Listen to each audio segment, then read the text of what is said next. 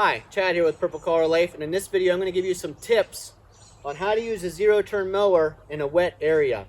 Now, if you've watched the channel, you know we live in the rural western Pennsylvania area, and there's a lot of springs on our property.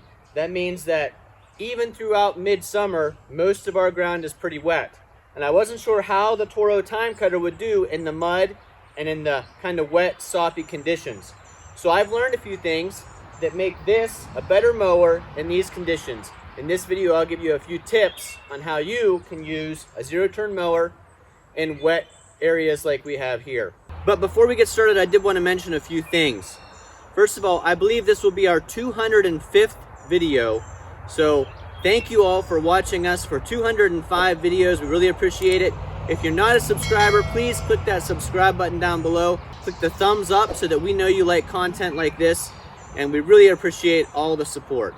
We made those 205 videos in just about 1 year's time. I think our first video in 2020 was on May 20th or May 17th, somewhere in there. So in about 1 year, we've made 205 videos, and they've all been fun. Now, this is an area of our backyard that stays pretty wet, and you can see the grass is high. Because tip number one for using a zero-turn successfully in a wet area is let it get as dry as possible. This area a week ago would have been way too wet for me to go through and mow. Today it's been dry a little while, so this would be more dry now than it would have been several days ago. Now, the further I go down in the backyard, the more wet it's going to be. And that's where we'll come into the other tips. But another tip for you, wear old shoes. There's a decent chance that we could get this stuck or at least spinning some mud. So we want to make sure that we've got old clothes on, old jeans, old shirt, and old shoes, just in case we'd have to get off in the mud to push the zero-turn out or to maneuver it in some way. Another tip is to know the area that you're mowing. You can kind of tell by the grass right here that this is more wet than up by the mower. So I'm going to plan how I mow. I don't want to turn around in this area. I want to go straight through this area, and I want to keep moving. So that's the next tip. Keep the machine moving when you're in a wet or muddy area. Your best friend is momentum. So if you stopped right here, you'd probably have little to no luck moving out of this area. But if you keep moving, let the tires keep moving and rolling over the area, I think we'll be okay.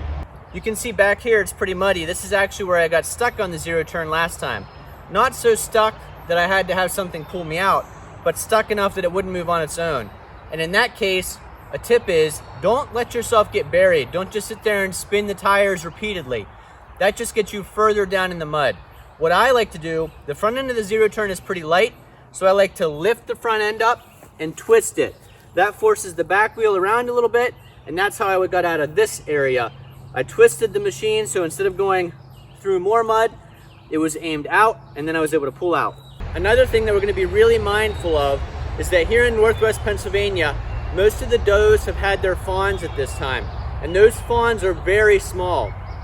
I tried to get a couple good pictures of one. I don't know if you'll be able to see it, but we do have a very young fawn that was born in this area about a week ago. That fawn has been laying in this grass, not this exact area, but in an area just adjacent to this.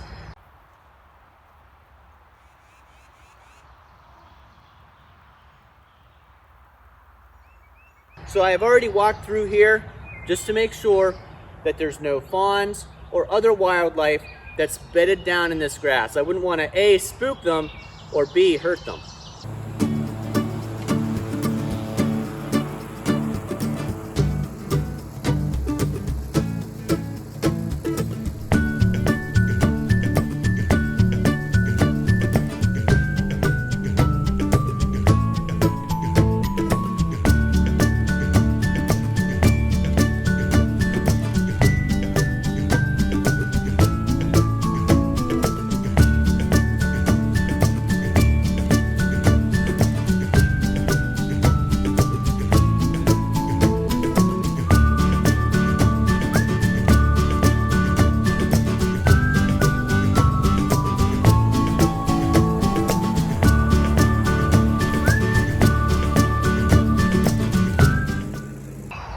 So you can see in my mowing design here, my next few turns would be actually in the mud. So I'm not gonna make the turn at the end of the row.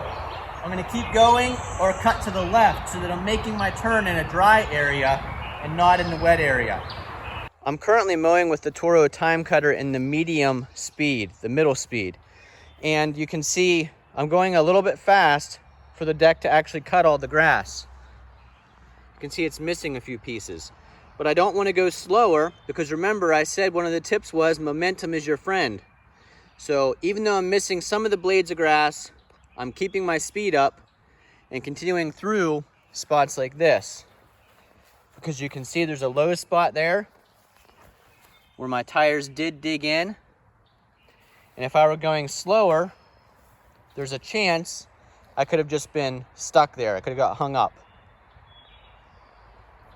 And I also did not do down here in the wettest area.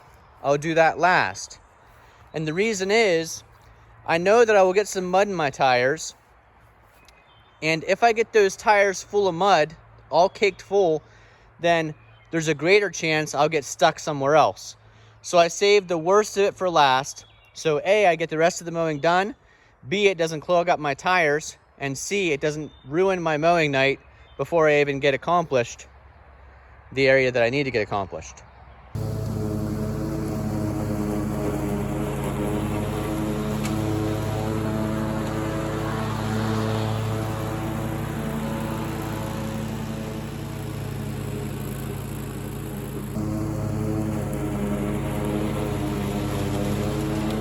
Another tip is if you do find yourself getting low in the mud or stuck, lift the deck up as high as possible because the deck actually can get stuck in the mud and be like an anchor.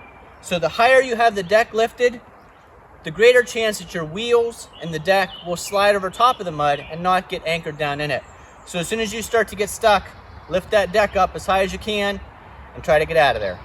I've mowed with several different mowers in my life.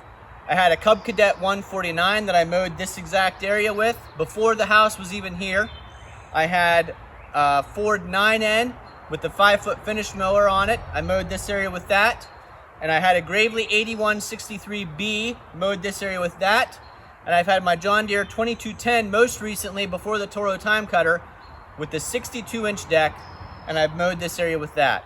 So of those machines, obviously the Ford 9N never got stuck back here, but it did really rut it up, and those ag tires would really dig in. The Gravely 8163B was a great mower, but very heavy. It would sink down here, and it definitely got stuck back here a number of times. I'd have to use the tractor or the four-wheeler to pull it out, because once it was stuck, it was too heavy for me to try to push and rock back and forth. The Cub Cadet 149, it had ag tires on, and I don't know if I ever got it stuck back here. I don't remember getting it stuck back here, but I do know that those ag tires would really dig in. So if you found yourself down in the mud, the ag tires might get you out, but they were also going to leave a pretty good rut. The John Deere 2210 is pretty heavy, especially if you've got the loader on it. You take the loader off, it's still pretty heavy. It's got loaded tires all around, and it's just a bigger machine. Now, I've never had it get stuck back in this wet area, but again, it's left a lot of ruts, and I've had to be in four-wheel drive several times to mow this area. Now the Toro TIMECUTTER. When I first got it, I thought, I'm never going to be able to mow back in the backyard with the TIMECUTTER. It's just too wet. I figured I would get these tires clogged with mud, and then I'd be sitting back here spinning. Now, I have had this Toro TIMECUTTER stuck 2 times in this backyard. 1 time over in a side yard. So yes, it does get stuck. But like I mentioned, when I feel I'm starting to get stuck, I just let off. I don't dig in and dig ruts. And then I grab the front end and I just rotate it around. So if you put the transmission in neutral,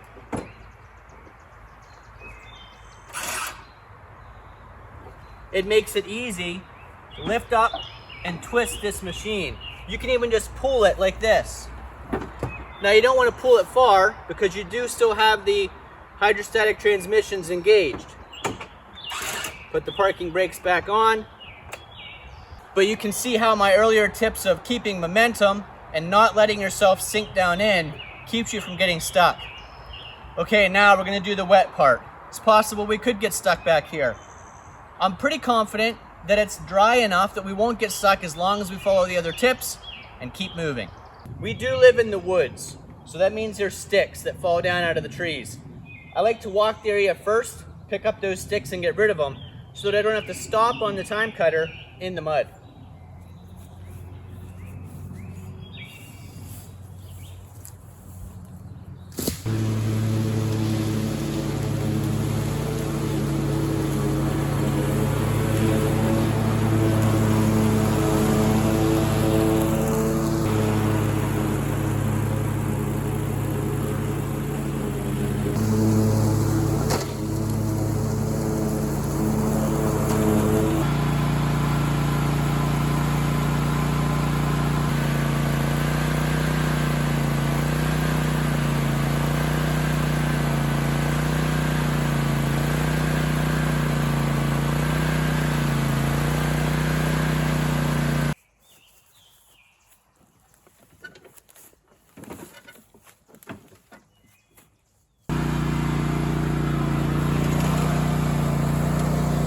You can see there's a deer right there coming in to check on me.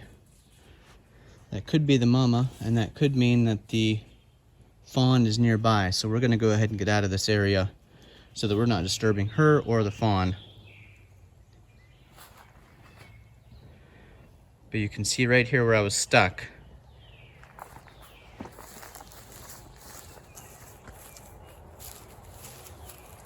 It doesn't take much mud for you to get stuck.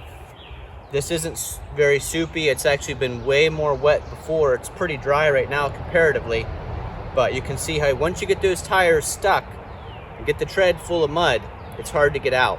Hopefully this video helps to keep you from getting stuck if you're on a zero-turn mower in a wet area like this one. Thank you so much for watching. If this helped out, please give us a thumbs up.